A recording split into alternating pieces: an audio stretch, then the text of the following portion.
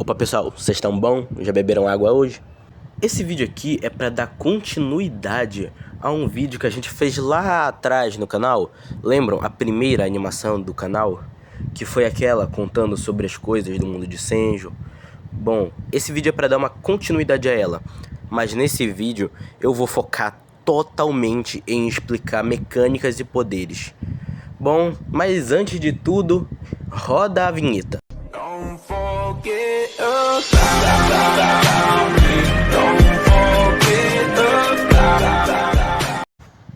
Eu vou começar explicando a base de todos os poderes desse mundo.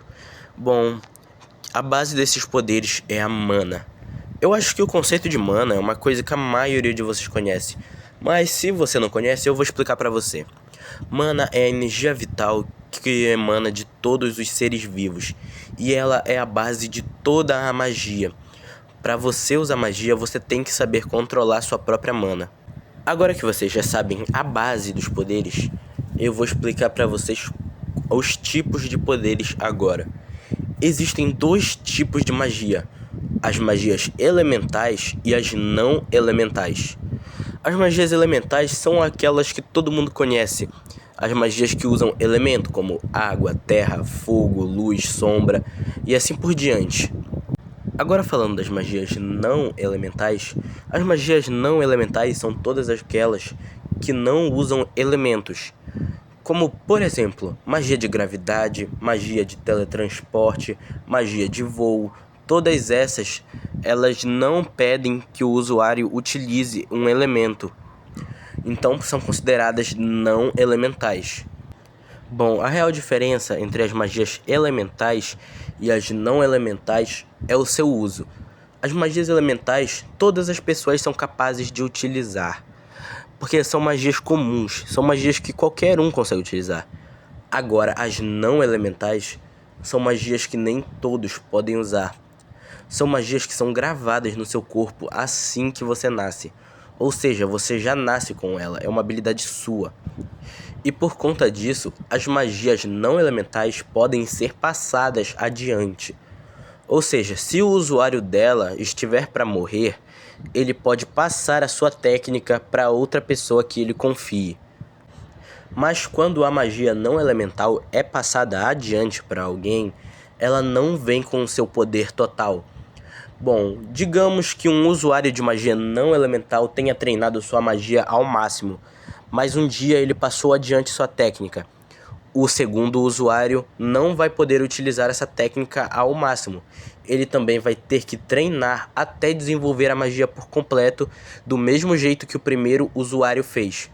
Não é porque é uma transferência que a transferência vai levar a magia com o seu poder total. A magia vai vir no seu estado natural, no estado que ela estava quando chegou ao corpo do primeiro usuário. É assim que ela chega no corpo do segundo usuário. E também temos as magias proibidas. As magias proibidas são magias não elementais que foram consideradas perigosas demais para serem passadas adiante, e por isso foram seladas no livro de magias proibidas. Vários livros de magia proibida existem pelo mundo, cada um sendo guardado por um reino. Dentro desses livros existem várias magias que foram consideradas perigosas demais para serem passadas adiante, por isso foram seladas. E para poder utilizar as magias proibidas, você tem que ter permissão. Você precisa da permissão da pessoa que foi designada para proteger o livro de magias proibidas. E além disso, para poder utilizar as magias que estão no livro, você tem que ser forte o bastante para aguentar elas. Se seu corpo não for resistente o bastante para aguentar a absorção da técnica, o seu corpo pode ser destroçado de dentro para fora. Você tanto pode pegar a magia permanentemente, tanto temporariamente. Se você pegar ela permanentemente, a chance de você ser destruído de dentro para fora é muito maior. Mas se você pegar temporariamente, a chance é bem menos. Porque, bom, você vai estar pegando apenas um fragmento da magia para utilizar por um tempo determinado. E nós podemos ver isso no vídeo onde o Senju pega o livro de magias proibidas para criar o amuleto que o protege contra o controle mental do Senju corrompido. Ele pegou uma das magias proibidas, que era a magia de criação total. A magia que pode criar qualquer item que o usuário quiser. Essa magia foi considerada tão perigosa assim exatamente pela habilidade que ela tem, de criar qualquer item mágico. O Senju pegou essa magia temporariamente para conseguir criar o amuleto, para conseguir escapar dos ataques mentais do Senju corrompido. E, bom, todas as magias proibidas e todos os livros também de magias proibidas são considerados como coisas de segredo de Estado. Ou seja, se você pegar sem permissão, meu amigo, você vai ser caçado de todas as formas possíveis. Eu também vou aproveitar para explicar algumas coisas que não ficaram muito claras até agora para vocês no canal, sobre a guilda e sobre a escola de magia.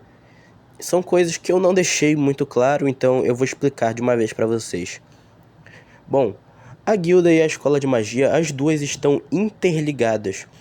Ou seja, a guilda dá ordem para a escola dá ordem para os alunos.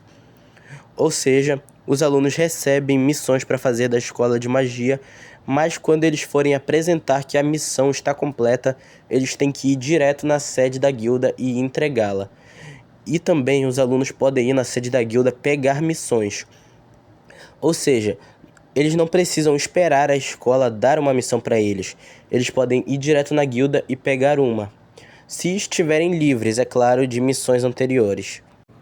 Atualmente, o cargo do Senju é de aventureiro rank C, por conta que a guilda ainda não teve muitas demonstrações do poder dele. Ele tem potencial suficiente para ser considerado rank S, mas a guilda não tem feitos dele o bastante registrados para considerá-lo um rank S. Além disso, o Senju é da divisão especial de espionagem e reconhecimento, ou seja, o Senju sempre é mandado em missões de espionagem. E, além disso, ele tem muitas conexões. Isso é uma coisa que não fica muito evidente, mas o Senju conhece muita gente. Além disso, graças a essas missões que ele tem de espionagem, ele acabou fazendo vários inimigos durante o caminho. Verosca. Só queria deixar isso mais claro para vocês, para que não haja nenhum mal entendido. Bom, agora vamos voltar para o tema principal do vídeo, que são as magias. Próxima parte, magia de fortalecimento. A magia de fortalecimento é uma magia essencial para todo aventureiro. Isso é uma coisa que é obrigatória um aventureiro aprender, porque senão ele não consegue sobreviver em nenhuma batalha. A magia de fortalecimento nada mais nada menos é do que controlar a sua mana e comprimi-la ao ponto de se tornar uma armadura para o seu corpo. O seu corpo fica mais resistente quando você consegue condensar a sua magia em uma armadura invisível. Sua pele fica mais grossa, seus ossos ficam mais resistentes. É isso que é a magia de fortalecimento.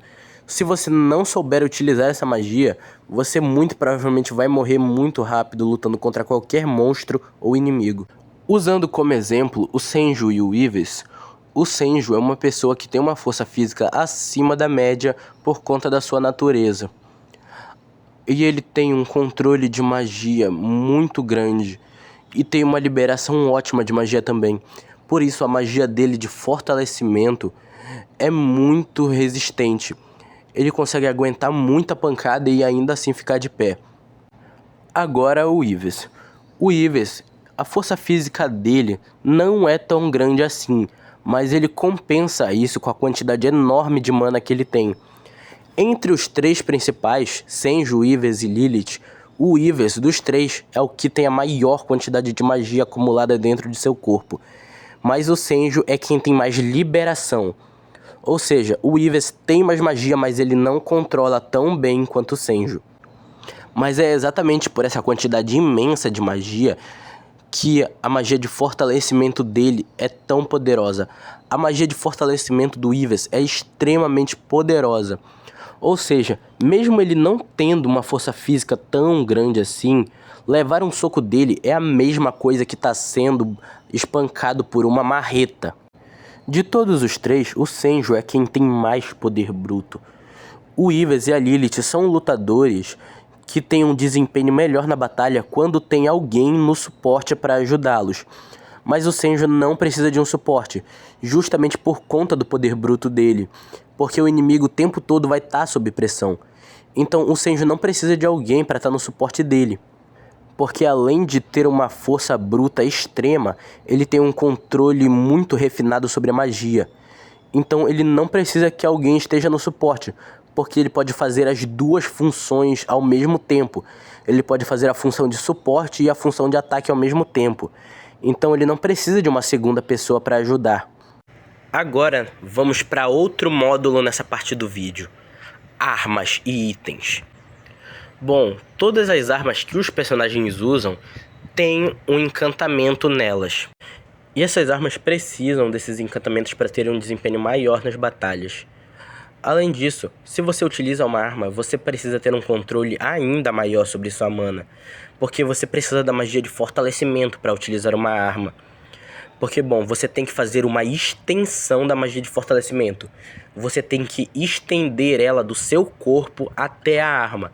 Porque se você for usar a arma pura, sem nenhuma magia para proteger ela, no primeiro golpe ela vai quebrar. Por isso que ao utilizar uma arma, você precisa transferir a magia de fortalecimento para ela. Você tem que estender ela do seu corpo até a arma. E o Senju tem esse controle todo sobre a magia justamente por conta disso. Por conta da espada que ele usa. Bom, a espada dele até agora não apareceu muito na história. Apareceu apenas uma vez, mas podem esperar que no futuro ela vai aparecer bem mais. E vai ser uma arma muito utilizada pelo Senju. O Senju já tinha um controle bem grande sobre sua própria magia. Mas a partir do momento que ele começou a usar a espada, ele adquiriu um controle ainda maior. Justamente por essa pressão constante de ter que manter o controle da magia de fortalecimento no próprio corpo e na arma para conseguir lutar. É justamente por isso que ele tem um controle tão refinado sobre a própria magia. E o Senju treina o tempo todo com a espada dele. Tanto que na escola de magia, a aula preferida dele é a aula de armas. Porque é a aula que ele utiliza a espada dele para treinar. E o Senju constantemente faz a Lilith treinar com ele com espadas de madeira, justamente para ela aprender esse refino da magia para conseguir controlar a magia dela melhor. Então, além de controlar a própria magia, ele também passa adiante essa técnica para conseguir com que seus amigos consigam utilizar a magia de forma tão refinada quanto ele. Bom, pessoal, nós vamos encerrar o vídeo por aqui. Eu sei que ficou muitas dúvidas, muitas coisas em abertos, e eu prometo que no futuro eu vou responder tudo e vou dar muito mais detalhes. Mas o vídeo já está bem longo, então nós vamos finalizar ele por aqui. Muito obrigado por terem assistido até aqui. Valeu, falou e tchau. Bebam água e até o próximo vídeo.